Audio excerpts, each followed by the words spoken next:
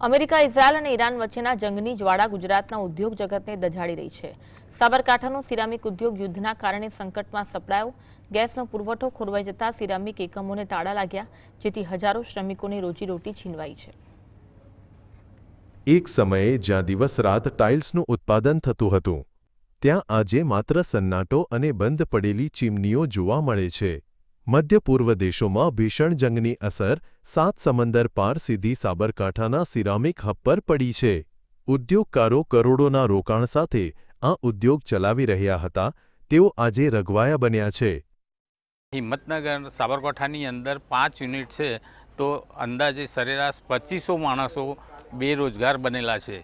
અને આ ઇન્ડસ્ટ્રીઝ બેંકોની લોનો ઉપર લઈ અને આ ઇન્ડસ્ટ્રી ચલાવતી હતી, અને ઇન્ડસ્ટ્રીઝ બંધ થવાથી બેંક લોન ભરપાઈ કરવામાં બી બહુ મુશ્કેલ ઊભી થઈ છે। ઈરાન, ઇઝરાયલ અને અમેરિકાના યુદ્ધથી પ્રોપેન ગેસની સપ્લાય ચેઇન સંપૂર્ણપણે ખોરવાઈ છે।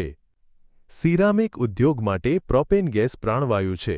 ગેસનો પુરવઠો અટકી પડતા જ 24 કલાક સતત ધમધમતા સાબરકાંઠાના 5 મોટા એકમોને તાળા લાગ્યા છે। આ ઉદ્યોગમાં રોજના 60,000 બોક્સ ટાઇલ્સનું ઉત્પાદન થાય છે। દૈનિક 15 કરોડનું ટર્નઓવર ધરાવતું આ સેક્ટર અત્યારે મુશ્કેલીમાં છે। સિરામિક ઉદ્યોગથી 3,000 કામદારોનું ગુજરાન ચાલે છે। ઉદ્યોગ બંધ થવાથી કામદારો બેરોજગાર બન્યા છે। જો આ સ્થિતિ લાંબો સમય ચાલે તો ઉદ્યોગકારો દેવાના ડુંગર તળે દબાઈ જશે।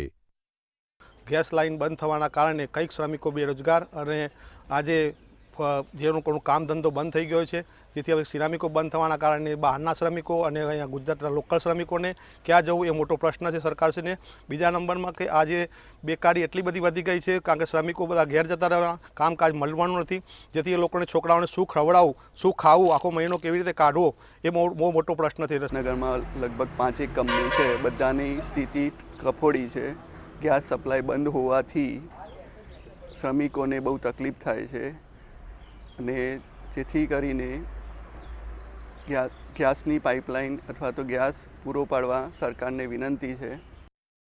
વૈશ્વિક યુદ્ધની અસર સ્થાનિક સ્તરે કેટલું મોટું નુકસાન કરી શકે છે, તેનું આ જીવંત ઉદાહરણ છે। જો ગેસનો પુરવઠો વહેલી તકે પુનઃસ્થાપિત નહીં થાય તો આગામી દિવસોમાં સાબરકાંઠાનો આ ઉદ્યોગ સંપૂર્ણપણે પાયમાલ થઈ શકે છે।